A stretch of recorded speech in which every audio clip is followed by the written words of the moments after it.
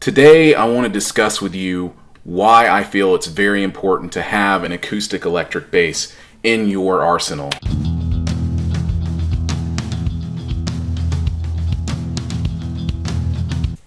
I started out on this bass back here, the Ibanez Pro Line series. Christmas Day 1989, it was my first bass. So whenever I had to practice, that was it. Couldn't make noise, I just had to play silently with that bass to not get on anyone's nerves. Then eventually I went to many other basses. I ended up getting a P bass, but it was a Mexican P bass, I believe. I moved on from that.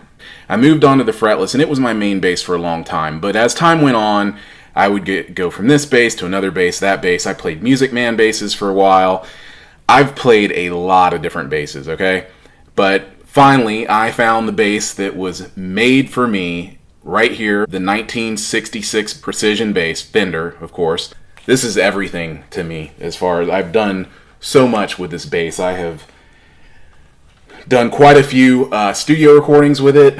I mean, it's my baby. This bass is the lightest P bass I've ever handled. For anybody who just knows instruments, they pick this thing up, they're like, wow, this thing is super light. It's great for when you're just playing on the road night after night. You can't ask for a better companion. I love this bass, and I don't plan on ever parting with it. It's just great. You can drop the tuning on it. You can do anything with it. It plays great. But anyway, I'm kind of rambling here, but as you can tell,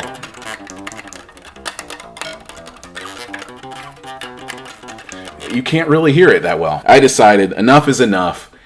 I need an acoustic bass. I think back to all those times when I was starting out and playing with bands, and we would have these acoustic rehearsals, and I would have to bring this little portable bass amp with me just so I could be heard. And it even led me into purchasing an upright bass. And that didn't really work out because that thing was super huge. I had to have a van to move it. I'm not kidding you. And so I did that for a while. So I'd be playing this big upright bass while, the other guys in the band are playing acoustic guitars, and, the drummer's doing his percussion stuff. And it worked out. But this is where things really started to change for me, because everything that you're doing on an electric bass, you can practice with this. I mean, it's not really a good slap bass, so I mean, just slapping on it's a little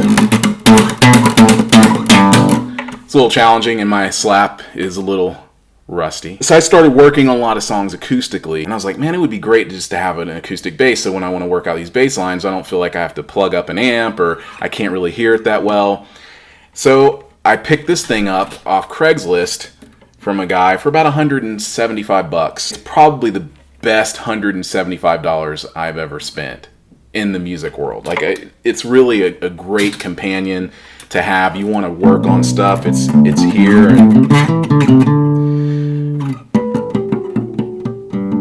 I mean, it's a great bass. It's great to have. This is a Crafter. It's a Korean bass. I also have a Crafter acoustic that I really love. I think it's so much better than this bass. If I had to make a recommendation, I don't think it's a bad idea to look for a good Fender Acoustic-Electric, or definitely a Guild. If you could get your hands on one of those, I believe Ibanez makes one as well that's pretty good. I like the look of it. It just has this look that I think is pretty unique on its own. It's a good quality bass. I mean,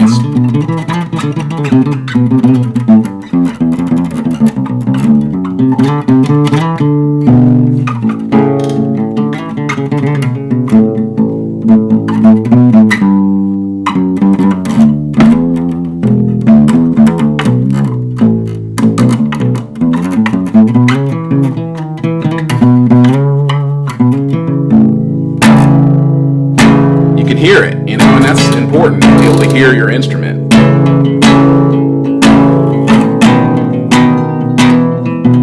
And the phone rings. Alright, to finally get back to my point and stick with it so I can wrap up this video, you may be wondering why I believe having an acoustic electric bass is kind of necessary. First of all, easy access. You can just pick it up and play. No need to plug into an amp so you can hear it. I can only imagine what this bass would have done for my playing if I had purchased it 10 or 15 years earlier than I did. especially when acoustical jams became all the rage in the early 1990s. I usually only thought of Brian Ritchie of the Violent Femmes whenever an acoustic bass came to mind, and actually thought they were kind of cheesy for anyone else to play. But after Krist Novoselic played that Guild B30-E NT during Nirvana's Unplugged session, and Dave Grohl when Krist picked up the accordion, acoustic-electric basses became cool all of a sudden. From that point on, I really wanted a Guild B30-E NT, but I just didn't want to pay the price. Instead, I found myself carrying around a little Crate B10 practice amp every time my bandmates wanted to jam acoustically. This was the only way I could be heard over the ever-so-bright frequency given off by 2 or 3 acoustic guitars in a room jangling away.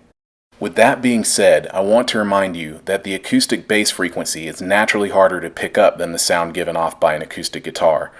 This is why I typically played my bass so hard when I was younger. Damn guitarists. Drummers, they have an excuse, but you guys? Nah, you guys know I'm just messing with you.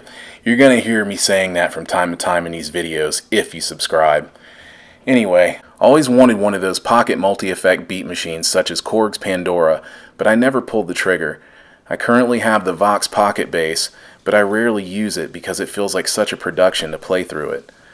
Another thing you can do with an acoustic electric bass is play a gig with it if you're in a pinch. I only did this once out of the 20 years of playing live, and it happened to be in a small venue, mainly suited for acoustic environments. The pickup in this bass happens to be a little too loud, which causes a lot of feedback. So I just dialed the pickup volume back to 50% and I was good to go. Other than that, no issues. Last but not least, playing an acoustic electric bass makes playing an electric bass so much easier. The action is not uncomfortably high at all, but it does require a little more finger strength to fret. I do wish it had a thumb rest, but I don't want to damage the instrument by adding one, so I've learned to just adjust. I'm not saying that you should run out and buy an acoustic electric bass right away. You may be one of those lucky people who has the luxury of being able to play your bass as loud as you want, whenever you want. But for those of you who want convenience and portability, I think an electric acoustic bass is a really good fit.